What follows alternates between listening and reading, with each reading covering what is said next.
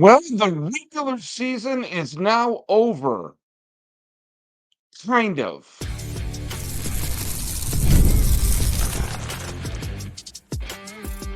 You are Locked On MLB, your daily MLB podcast. Part of the Locked On Podcast Network, your team every day.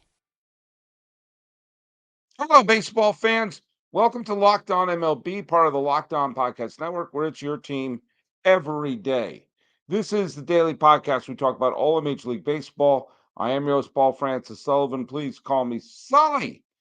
I've been a baseball podcast for a long time, and this year I did double duty as host of the Locked On A's and Locked On MLB podcast. Follow us at Locked On MLB Pods on Twitter or whatever it's called now, and on Instagram. I'm your pal Sully. I'm at Sully Baseball on Twitter, Sully Baseball Podcast on Instagram. And today's episode of Locked On MLB is brought to you by FanDuel. You can start the season with a big return on FanDuel. Place your first $5 bet and get started with $200 in bonus bets guaranteed. Visit FanDuel.com to get started. Yeah, this is weird. I'm not gonna pretend that it's not. I'm not gonna sit here and say, oh, this is normal.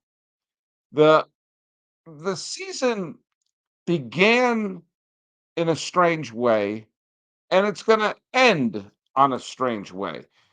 There's a great new thing. I love this new tradition of all the games starting at once on the last day of the season. And of course, that's designed if there's a lot of games going on at the same time that have some sort of implication for the pennant races. You're not going to have a situation where a team plays early and another team says, well, it doesn't matter because they already won. So we're not going to play hard today or we're going to rest our pitcher or whatever. Or the team lost, so we already clinched, so we can put in our B lineup. This is a great thing. All the games took place at once. Rain delay here or there. There was a lot of rain that was delaying the start of the Yankee Pittsburgh game, which in the end, if it was too bad, I mean, they should have just called it. They did wind up calling Cleveland versus Houston, but the Yankees and Pirates wound up playing to the end, and Clay Holmes got the save. I'm guessing that's the last time they're going to put him in a save situation. Shohei Ohtani did not win the Triple Crown, but he did a lot of cool things. Derek Skubal did win the pitcher's Triple Crown, and good for him. It was a fun day. It was a little bit of sadness, and on a couple of fronts. I'll get to that in a little bit. But of course, there are games tomorrow, and if you saw the little short that I did, it has to do with the fact that baseball does not have a commissioner. We have a nominal commissioner, but we don't have a commissioner who could step in and say, hey, a big, huge hurricane is about to hit the southern states, but it hasn't hit yet. Mets, Braves, you have Monday open. Play a doubleheader on Monday, and then one more game on Tuesday. You get those 3 games out of the way. Is that a pain in the butt? Yes. Is it a bigger pain in the butt than playing on the Monday in between the end of the regular season and the beginning of the playoffs and play 2 games of which they both have baseball? They both have playoff connotations for 3 teams. I'm going to go out on a limb and say yes. I mentioned the season began in a weird way and ended in a weird way. I like when baseball goes overseas. I like when there's a game in London, or if there's a game in Australia, or if there's a game in Japan, or if there's a game in Korea. I still like to start the season that way. As I've said before, I would love to start the season with the All-Star game and reintroduce all the stars and then end the season with all the teams playing at once like they do. Instead, the season began with Los Angeles and San Diego going to Korea, playing a couple of games while everyone was asleep, and then another week of spring training, and then the season began. It's like a soft opening of a muffin shop downtown. It's weird. Like, well, a couple regular season games have already been played, but the rest of us will start then. Well, now the exact opposite has happened. That everyone's finished the season, but there'll be a couple of games they'll play at the end that are different from everything else. The first one was planned. The second one was because I guess the commissioner of baseball has blacked out the Weather Channel. Now, I have to say, as stupid as it is that Atlanta and the Mets are playing a doubleheader, which has huge connotations for Atlanta, the Mets, and the Arizona Diamondbacks, part of me is loving this because it's pure anarchy. If I were a Met fan, I would be smashing my head against the wall right now. If I were an Atlanta Brave fan, I would be dropping to my knees and just screaming at the sky like Lieutenant Dan saying, "Is this the best you can do?" But as neither a Met nor a Brave fan, but rather a fan of anarchy, I'm enjoying this. I like anarchy. I like things that are stupid. I like things that make people go, "What?" Not stupid like moving the A's to a frying pan in Sacramento for 3 to 5 years to not play in a stadium in Las Vegas. That's a different kind of stupid. This is a stupid where 3 teams are in the balance because someone forgot to look at the weather report, and the commissioner forgot to say, "Hey, there are solutions to get these 3 games in before that little middle day in between the end of the season and the beginning of the playoffs." Now, I understand why that 1 day off exists for things like this, for weather and things like that. I will say this, I want the playoffs to start the day after the regular season. I want the season to end on Sunday, and then you have Monday, Tuesday, and Wednesday, you have the wild card series, and then on Thursday, you start the division series. Now, that might be tough. You may have to delay things in case of a weather situation, but you have to do that anyway. We've seen weather and earthquakes and other stuff delay a World Series. So if that has to happen, then fine, that happens. But I don't think I don't think it's fair to have a team sit around and wait for a week. I've said that before, and we've seen that it's not become an advantage. But I digress. Tomorrow, Atlanta and the Mets are playing. And as of this recording, the pitchers have not been announced for the doubleheader. That's going to be played in the morning, our time. This is going to be 10 o'clock in the morning, and then right afterward. Schwellenbach is going to be pitching the first game for Atlanta. I'm guessing Severino will probably pitch the first game for the Mets. Now, here is the scenario. Let's say the Mets win game one, or either the Mets or the Braves are going to win game one. Boy, I hope the first game goes 15 innings. One of those 2 teams will win game one. Whatever team wins game one is already in the playoffs. They have punched their ticket. Now, let's say, and if the other team wins game two, let's say the Braves win game one and the Mets win game two, or vice versa, then both of the teams are in, and the defending National League champion Arizona Diamondbacks will go home and play golf and look back at the regular season trying to find one game here or one game there, which would have made the entire difference of the playoffs. However, if the Mets win both games or Atlanta wins both games, then the Diamondbacks are in.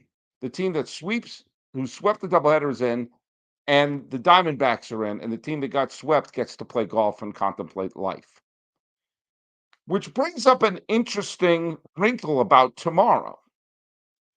If, well, one of the 2 teams will win, the Mets or the Braves, in game 2, they have 0 reason to play any of their starters and start any pitcher of consequence, nor should they be in any obligation to. It's bad enough they have to play a game before having to play another game on Tuesday. But they should not burn through their starting pitchers. They should not risk their starting players getting injury. Whatever the team wins game 1 should treat game 2 as a split squad spring training travel team. The Mets should be starting a middle reliever if they win, as should the Braves. They should set all of their regulars because it doesn't matter. They're in. So why would you burn through another starting pitcher, risk the injury of any other player? Have them sit in the whirlpool. Give the reserves a chance to play. Now, of course, if you're Arizona, you're pulling your hair out because you know a team has virtually zero motivation to play their best in game two. If it starts to go to extra innings, the team that wins game one should just start lobbing a ball right down the heart of the plate saying, "Go drive in the Manfred man." Because why would they burn a reliever? Why would they start any of their players? Of course, the other thing could happen. The team that wins game one is so relaxed and they're starting their scrubs who have nothing to lose, and the other team has everything to lose. One team could play tight. You don't know when a bad team could beat a good team. Lest we forget, the White Sox won, what was it, five of their last six games after losing 121 ball games. Any team could beat another team once. And Arizona is hoping whoever wins game one will send in the scrubs, and the scrubs will play like they've got nothing to lose because they don't. Tomorrow is going to be bananas.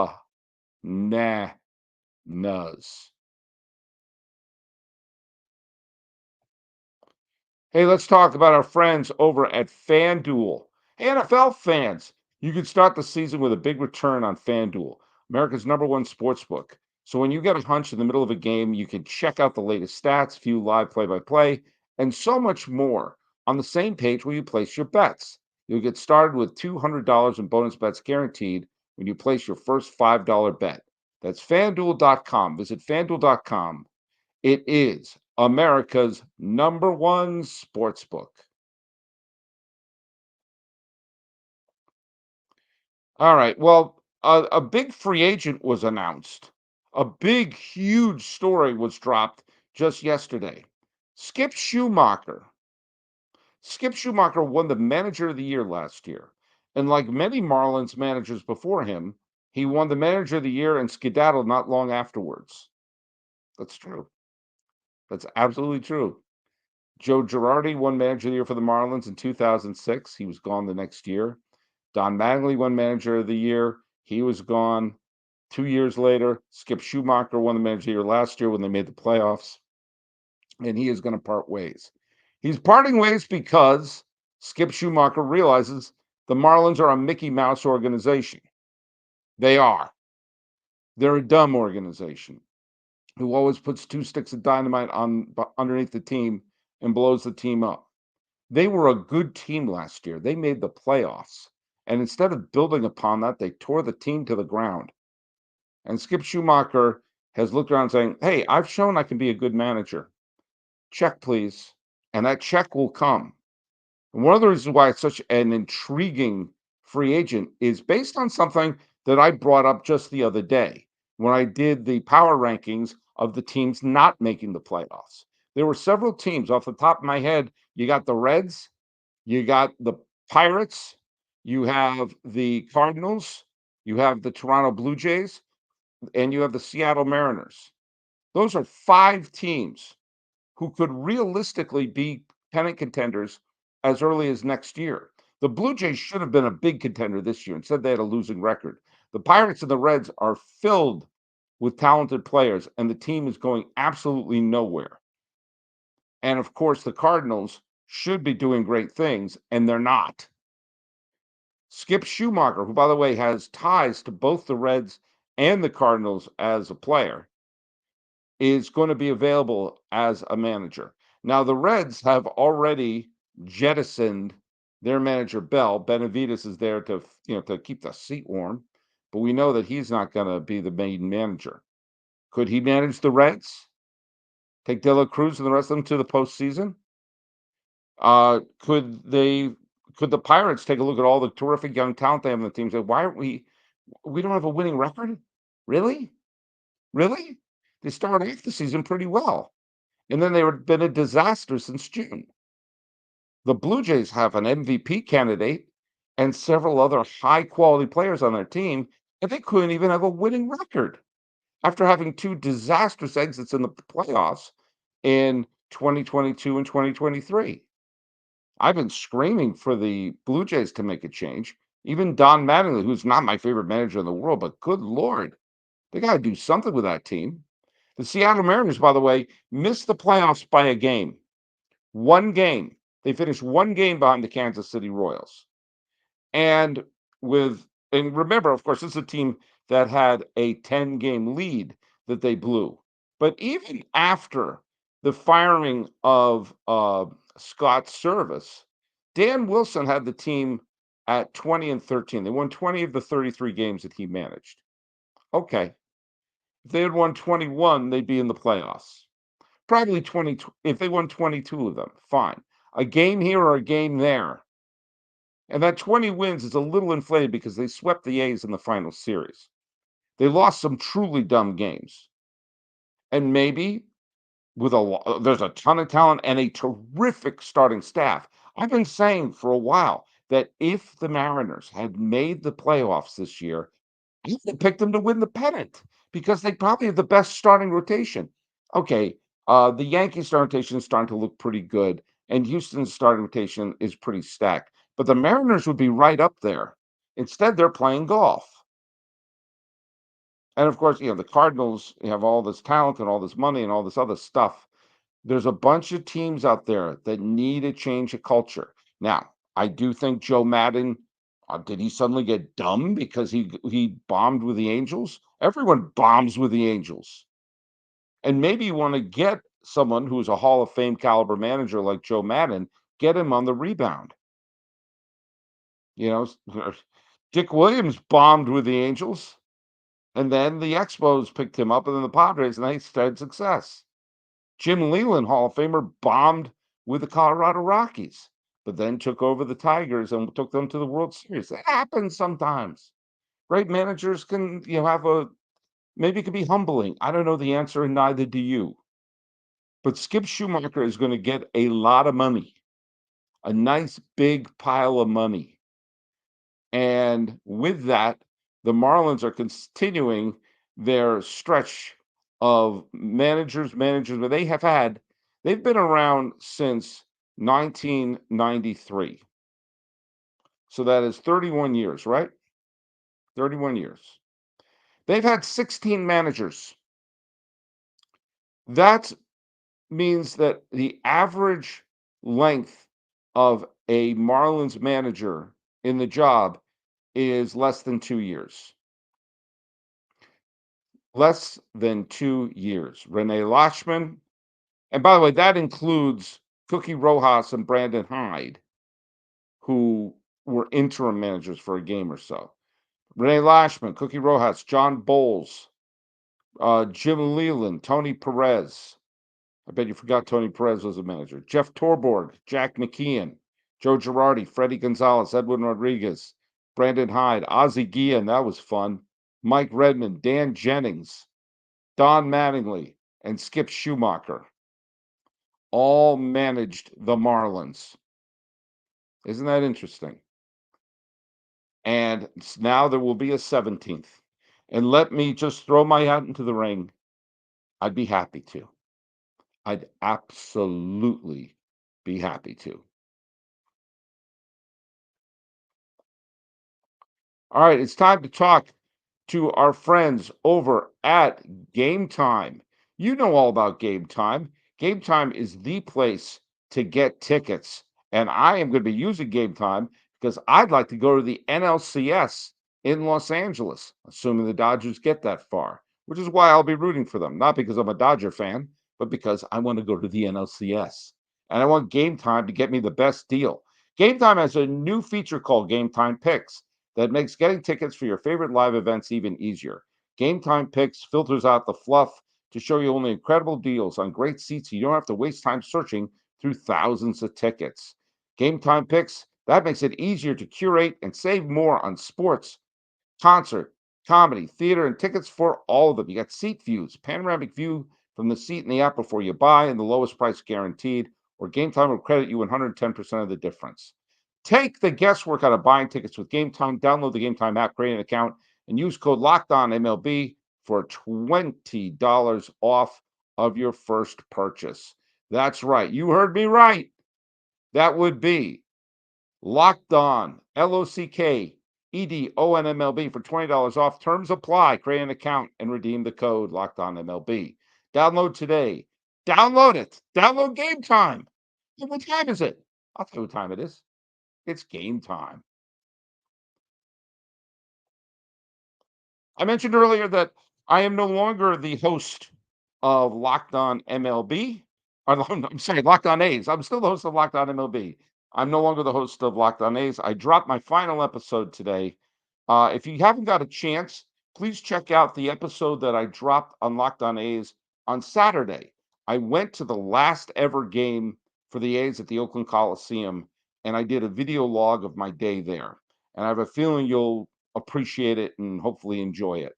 And I had some fun with it and also tried my best to show you that it was a day of heartstrings being pulled as well. John Fisher is an absolute buffoon.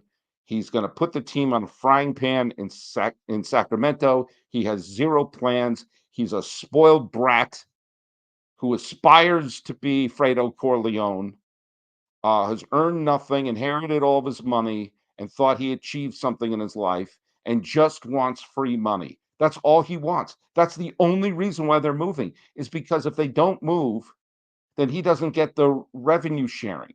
He just wants more money that he didn't earn. And that's why the A's are being destroyed. And because there's no commissioner, there's a man named Rob Manfred who has the title of commissioner, but he's not a commissioner. He is just in colluding with them, and that's why the A's are being destroyed, which is why you need to vote for me, Sully, baseball commissioner, for a change. Ayad Bouni is going to be the new host of Locked On A's, and it should start next week or the week after that. This is a strange day always. Every year, this day, save for Braves and Met fans, is the day where you say goodbye to the day-to-day baseball games. Who's pitching today? All the teams are playing today. You're and when you have a team that is not a success, kind of like me following the 2024 A's, or following the Red Sox this year, or if you're following the Angels or the Giants or whatever team, your team that came close but fell short, like the Mariners, or a team that really wasn't it, like the A's or the Pirates, you're still with that all year, all summer. They're your friends, they're your companions. It's not always about winning a championship. It's having that day in and day out company for the year, for the summer months, and it's something that I really miss. The playoffs are exciting. The playoffs are great. The playoffs are what we tend to remember. With very few exceptions, the great moments of each year tend to take place in the month of October in terms of memories, in terms of the highlights. But the emotion takes place between April and September. That's when you devote the time, invest the time. It's not one game a week like football. I'm not trashing football. It's a different experience with football. The commitment of following a baseball team is one of having a friendship and a relationship, which is probably why most people really only follow their local team. It's tough to follow 30 teams with that kind of intensity. However, we're losing it right now. And for many of the fan bases, this is it. Pack it up. Didn't happen this year. We had fun. Even the bad teams. It was nice having the game on. And then they'll come back in March or April as your friends returning. Of course, not all friends will be returning. Some players will retire, some players will move on, and some of the voices, like Joe Castiglione and John Sterling, won't be there next year. And of course, for A's fans, they got their hearts ripped out like that scene in Temple of Doom. But the daily companion of baseball is over. The fun carnival part of the season is beginning, the postseason. And I can't wait. It's going to be a huge amount of fun. And whoever is left standing, we'll be talking about predictions. I'll also be talking about who I'll be picking for awards. I'll be reviewing Who Owns Baseball, reviewing the summer score. All that stuff we'll be doing tomorrow when the season officially ends. with the ending of the Braves and the Mets series. But I'm going to miss it. And I'm 52 now. I've gone through this a lot. I've been there for a lot of different teams.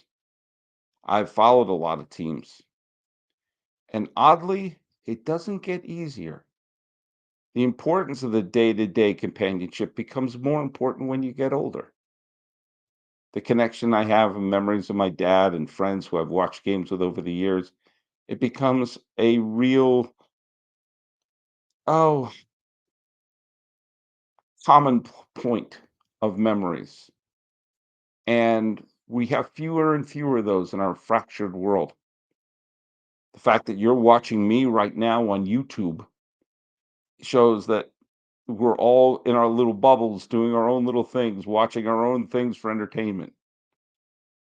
And yet there are a few things that happen that a lot of us can point to and cling to as a common reference point, and baseball is one of them. So thank you, regular season. It was a lot of fun. And now comes the dessert. So follow us at Locked On MLB Pods on Twitter or whatever it's called now. And you can follow me. I'm your pal Sully. I'm at Sully Baseball on Twitter, Sully Baseball Podcast on Instagram. And please check out the last two episodes of Locked On A's that I hosted, especially the one where I visited the A's final game in Oakland. It was quite emotional. Talking about the fact that the regular season is over, but not really, and Skip Schumaker could turn a team around. This has been Locked On MLB. I am your host, Paul Francis Sullivan. Please call me Sully.